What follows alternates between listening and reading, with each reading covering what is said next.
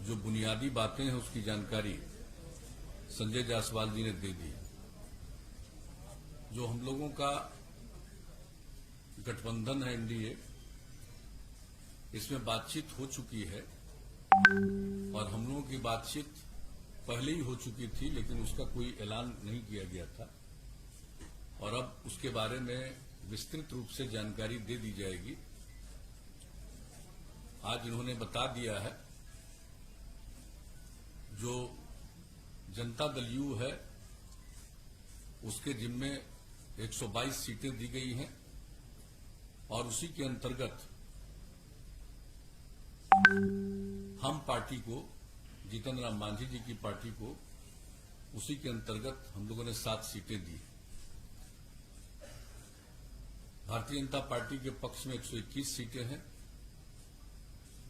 और उसी के अंतर्गत इन लोगों की बातचीत, जो इन्होंने बताया कि अंतिम चरण है विकासशील इंसान पार्टी के साथ, उसी के अंतर्गत उनको सीटें देंगी। और जहां तक दोनों के बीच में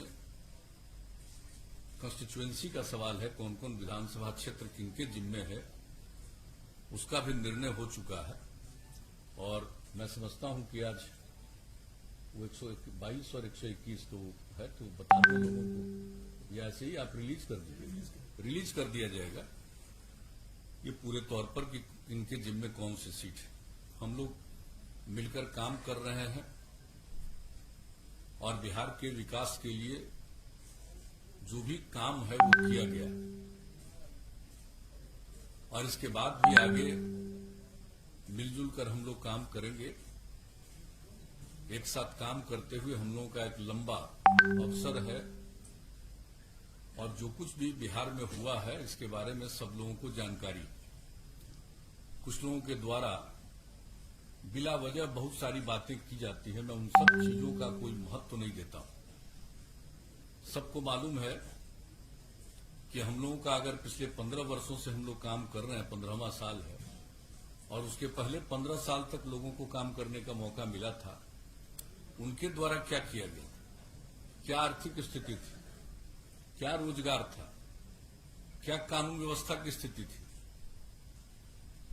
कितने बड़े पैमाने पर जो हत्याएं होती थी, सामूहिक नरसंहार की घटनाएं घटती थी, क्या नहीं होता था उस समय, कितने दंगे होते थे, सारी बातों से लोगों को मालूम है।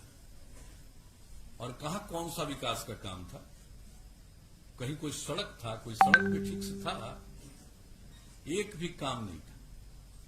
कहां किस तरह से स्कूल चल रहा था, क्या हालत थी कॉलेजों की, यूनिवर्सिटी तक में जो शिक्षक थे, प्रोफेसर्स थे, उनको कब तनख्वाह मिलता था, कितने दिनों पर तनख्वाह मिलता था। हम लोग जब आए 2005 में और 2006 से जो हम लोगों ने काम करना शुरू किया, सब चीज समय पर करना शुरू किया, चाहे शिक्षा का क्षेत्र हो, स्वास्थ्य का क्षेत्र हो, विकास का क्षेत्र हो। और हम लोग प्रारंभ से कहते रहे न्याय के साथ विकास, यानी समाज के हर तबके का उत्थान और हर इलाके का विकास, वही काम हम लोग करते चले आ रहे हैं किसी भी क्षेत्र में। और इसके बारे में तो सबको पता है और किस तरह से हम लोगों ने काम किया, ये बता रहे थे अभी संजय जायसवाल जी। इधर की घटनाओं के बारे में कुछ जानकारी उन्होंने दे दी और कितना ज्यादा ये जो कोरोना का प्रकोप हुआ है दुनिया भर में, कोविड-19 से दुनिया भर के लोग प्रभावित, और कहीं नीचे जाता है फिर ऊपर जा रहा है, ये स्थिति एक दूसरे तरह की है। लेकिन हम लोगों ने बिहार में कितना काम किया। और आज आप देख लीजिए, जांच का भी सवाल है, तो 10 लाख की आबादी पर जितनी जांच है बिहार में, देश का जो एवरेज है उससे भी 3000 ज्यादा। हमारा देश के एवरेज से भी प्रति 10 लाख की जनसंख्या पर जितनी जांच हुई या हो रही है, उसमें भी हम लोग आगे हैं। और जहां तक सवाल है कि जो लोगों की मृत्यु होती है उसकी भी कमी है हम लोगों के यहां, और जो लोग ठीक होते जा रहे हैं उसकी भी संख्या हमारा 93% से ज्यादा है। तो हर प्रकार से काम हो रहा है। लेकिन बहुत तरह की बात लोग, जब ये हुआ और बाहर में जो लोग थे हम लोगों के, जिसको प्रवासी कहा जाता, मैं तो प्रवासी शब्द का पक्षधर नहीं, मैं शुरू से बोलता हूं। देश तो एक है, देश के अंदर कोई एक प्रांत का दूसरे प्रांत में जाता है उसको प्रवासी कहना उचित नहीं। हर किसी को देश के अंदर जाने का अधिकार है, सारे लोग जाते हैं। बिहार में क्या दूसरे राज्य के लोग नहीं है? लोगों को ठीक से मालूम नहीं है, यह पता नहीं है कि केरला के लोग या महाराष्ट्र के लोग बिहार में हैं कि नहीं है, तो ठीक से तो मालूम नहीं है। तो बिहार के लोग भी सब जगह जाते हैं या जहां कहीं भी इच्छा होती है जाते हैं।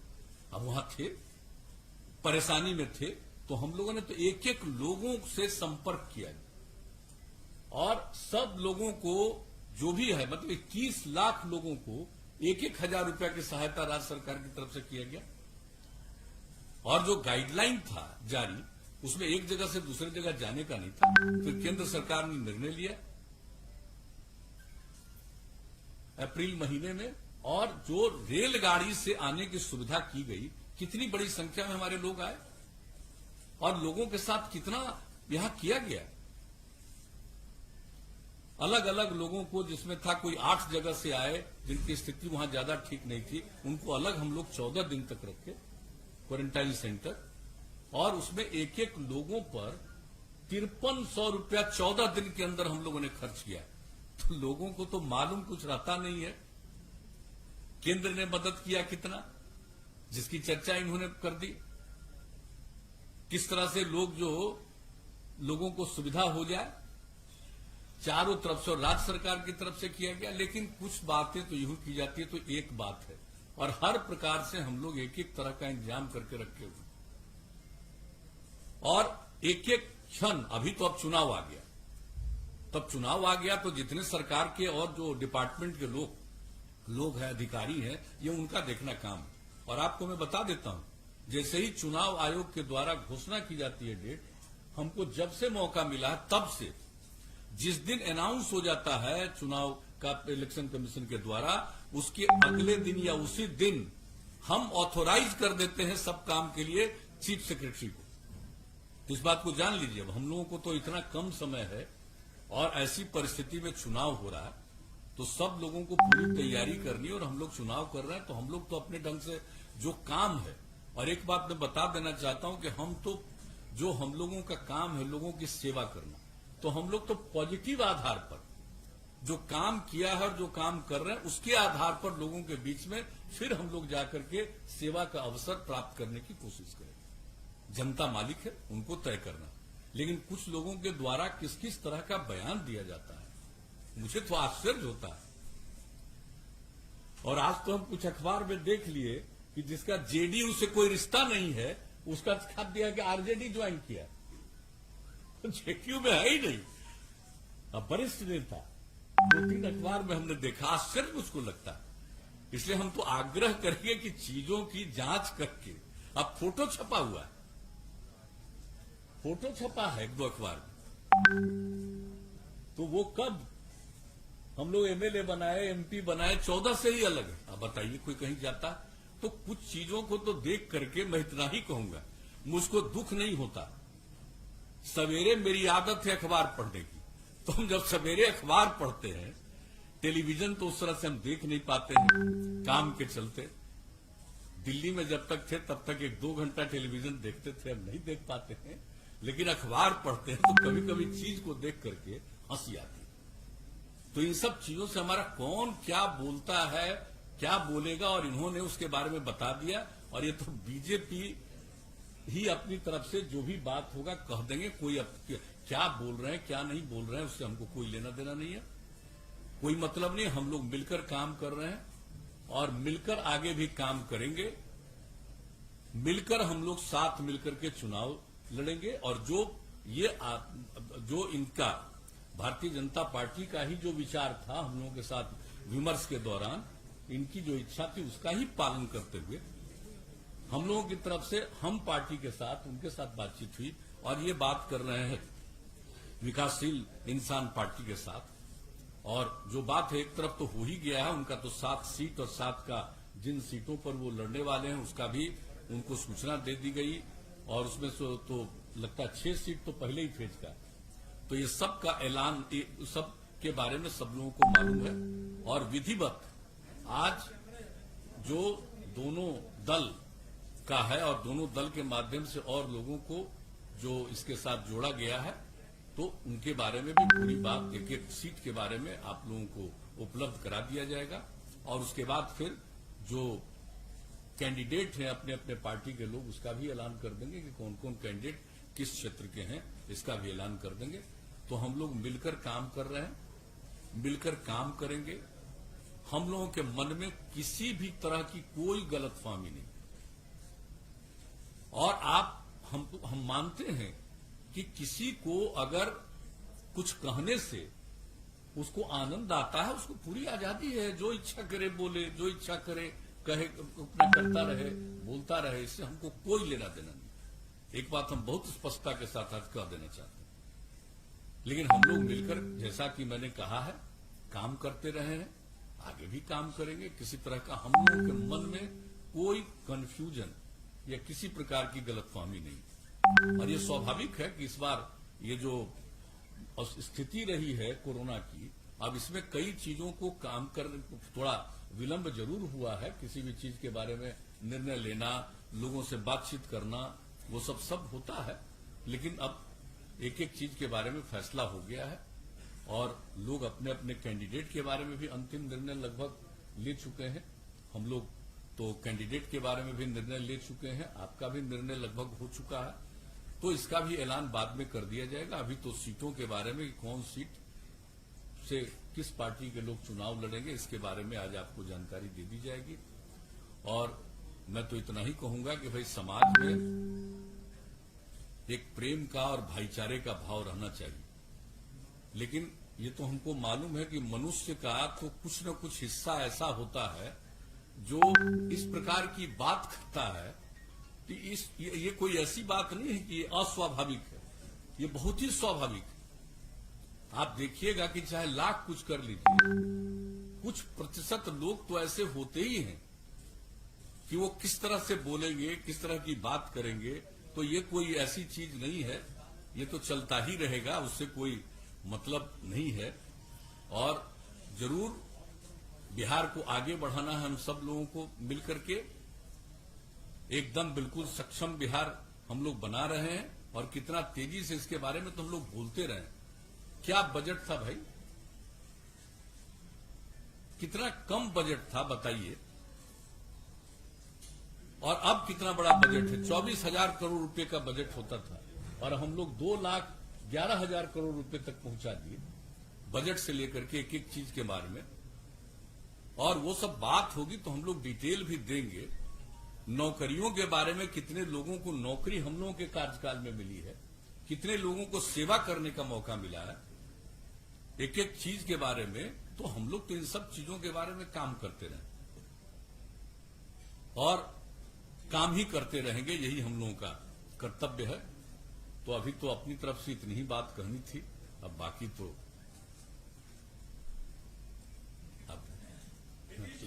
बहुत बहुत धन्यवाद। माननीय मुख्यमंत्री जी ने विस्तृत बताया है, पर अब कोई प्रश्न हो आप सबको तो आप पूछ सकते हैं। एक मिनट एबीपी। चिराग पासवान आपकी सरकार को नाकाम बता रहे हैं, उनके पिता मोदी सरकार में मंत्री हैं, जिनकी तस्वीर आपने मंच पे लगाई हुई है। सवाल ये कि क्या बीजेपी से सवाल है, मोदी जी से, कि क्या एलजेपी एनडीए का हिस्सा है कि नहीं है। और नीतीश जी आपसे सवाल है कि चिराग जो बार बार आप उल्लेख करते हैं, क्या आपकी प्रतिक्रिया है।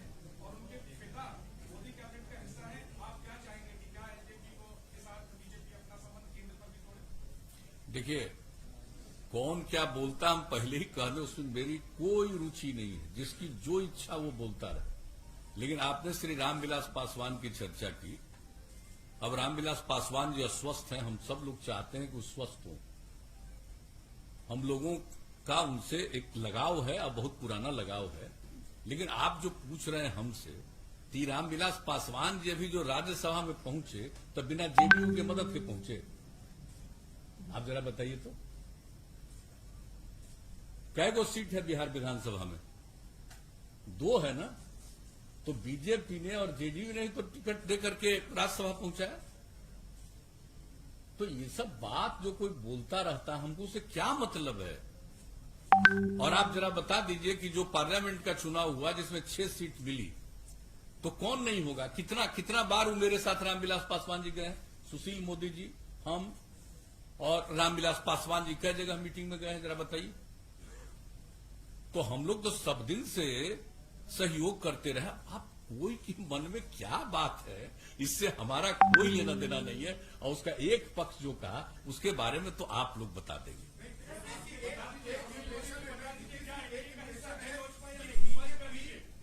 देखिए एक मिनट, अरे रुक जाओ यार, पूछिए, उनका जवाब देने दो ना। देखिए डॉक्टर संजय जायसवाल जी ने बहुत स्पष्ट कर दिया है कि बिहार के अंदर एनडीए में वही रहेगा जो नीतीश जी को बिहार एनडीए का नेता स्वीकार करेगा। और इस चुनाव में भारतीय जनता पार्टी ने नीतीश कुमार जी को मुख्यमंत्री का उम्मीदवार घोषित किया है। कल सरकार निश्चित बनेगी तो मुख्यमंत्री भी नीतीश कुमार होंगे। तो इसलिए नीतीश कुमार को जो अपना नेता स्वीकार करके काम करेगा वही एनडीए के अंदर बिहार के अंदर हिस्सा होगा। और रामविलास जी तो केंद्र में मंत्री हैं ही, वो केंद्र में मंत्री अस्वस्थ हैं वो। और जैसा भी कहा डॉक्टर संजय जायसवाल जी ने कि अगर वो स्वस्थ होते तो शायद आज ये स्थिति पैदा नहीं होती। इसमें कोई इफ एंड बट का सवाल नहीं है। अब मैं मीडिया से भी आग्रह करूंगा, कोई कंफ्यूजन मत रखिए। ये ऐसा गठबंधन है और आज का संबंध नहीं है। 96 से लेकर आज तक बीच के कुछ 2-3 वर्षों के कार्यकाल को छोड़ दें, इतना लंबा अनुभव और कार्यकाल हम लोग का रहा है। कोई इफ एंड बट नहीं है और कोई बीजेपी, जेडीयू और साथ में वीआईपी पार्टी और हम पार्टी, ये 4 दलों का गठबंधन है। और इसलिए आज ये भी आपको बताया गया है कि अगर आवश्यकता पड़ेगी तो चुनाव आयोग को हम लोग लिख कर देंगे, क्योंकि सूचना मिल रही है कि बहुत सारे निर्दलीय लोग भी या अन्य जो इतने दर्जनों दल बने हैं बिहार में, वो हो सकता है कि कोई मुख्यमंत्री के फोटो का इस्तेमाल करे, कोई हो सकता है प्रधानमंत्री के फोटो का इस्तेमाल करे। तो हम लोग आवश्यकता पड़ेगी तो चुनाव आयोग को ये लिख कर देंगे कि ये जो 4 दल मिलकर चुनाव लड़ रहे हैं, यही लोग केवल प्रधानमंत्री के चित्र का इस्तेमाल कर सकते हैं। अगर अन्य कोई दल चित्र का इस्तेमाल करता है तो चुनाव आयोग को जो उनकी अपनी धाराएं, अपना कोड है, उसके अनुसार और वो कार्रवाई करने के लिए स्वतंत्र होगी। आप लोग नीतीश कुमार को, अगर आपके स्ट्राइक रेट आपका अच्छा हुआ तो विद द स्मॉलर एलाइज आप लोग नीतीश अरे भाई, एक बार जब घोषणा कर दिया तो कोई इफ एंड बट नहीं है। जितनी भी सीटें जिसको आए, नीतीश कुमार जी को 2 लगातार हमारे मुख्यमंत्री हैं, जब हम साथ में रहे हैं, आज भी मुख्यमंत्री हैं और आगे भी बिहार के इस गठबंधन के वही उम्मीदवार हैं और वही मुख्यमंत्री रहेंगे। इसमें संख्या किसको क्या आई, नहीं आई, क्या हुई, इसका कोई संबंध नहीं है। इसलिए कहीं कोई कंफ्यूजन न रहे। और मैं मीडिया से भी आप पोस्टपोनी की तो बात कर रहे हैं और क्या कर रहे हैं। मैंने तो कह दिया ना आपको। चिराग पासवान पे रिएक्ट अरे भाई, 48 घंटे लगाते हैं। अरे भाई, निकारागुआ में कुछ और तो ट्वीट करने में 2 मिनट लगाते हैं। तो अब ट्वीट कब करें ये भी आप तय कीजिएगा मनीष जी। कब ट्वीट करो ये तय आप नहीं ना कीजिएगा। आप बोलिए। नहीं, एक ही व्यक्ति सब नहीं पूछे प्रश्न।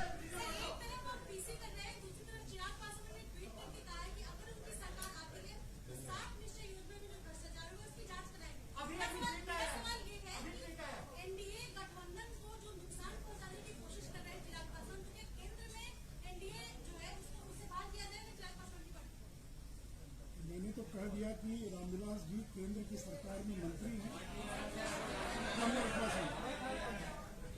रामविलास पासवान जी केंद्र की सरकार में मंत्री अस्वस्थ हैं। ये सब कोई विषय नहीं है। मैं मीडिया से भी आग्रह करूंगा कि अनावश्यक विषयों को जो उछालने का प्रयास किया जा रहा है, उसमें किसी को सफलता नहीं मिलेगी। जैसा अटूट गठबंधन है, इसलिए हम लोग मिलकर चुनाव लड़ रहे हैं। और पोस्ट पोल भी जब मुख्यमंत्री का उम्मीदवार घोषित किया, ये थोड़ी कहा कि हमको ज्यादा आएगा, कम आएगा तो कौन बनेगा। ये तो स्पष्ट है कि जो भी जिसको भी जितनी सीटें आएंगी मुख्यमंत्री नीतीश कुमार होंगे। इसमें कोई इफ एंड बट नहीं है, कहीं कोई कंफ्यूजन नहीं है। बोलिए, आप बोलिए। नहीं, आप बोलिए। नहीं, आप बोलिए।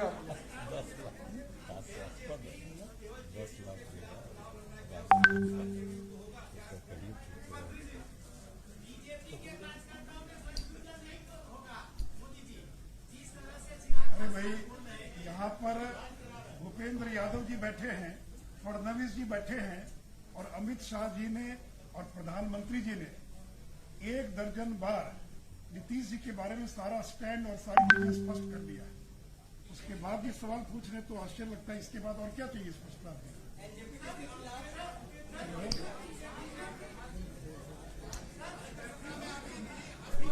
अब मैं अनुरोध करूंगा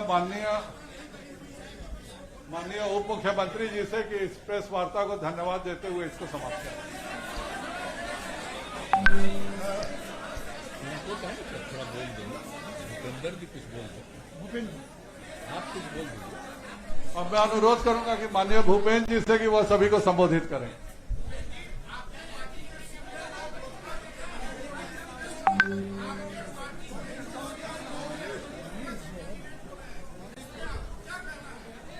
जो भी आदमी, जो भी व्यक्ति भारतीय जनता पार्टी के सिंबल के खिलाफ कहीं भी चुनाव लड़ता है, भारतीय जनता पार्टी के संविधान में व्यवस्था है, वो पार्टी का सदस्य नहीं रह जाता है। पार्टी पूरी तरीके से बिहार में एनडीए में नीतीश कुमार जी के नेतृत्व में चुनाव लड़ रही है। और हम ये मानते हैं कि हमारे प्रधानमंत्री माननीय नरेंद्र मोदी जी के नेतृत्व में पूरे देश भर में जो गरीब कल्याण के कार्यक्रम किए गए, देश में आर्थिक रूप से, सामाजिक रूप से पिछड़े हुए लोग हों, पिछड़े हो, अति पिछड़े हो, दलित हो, वंचित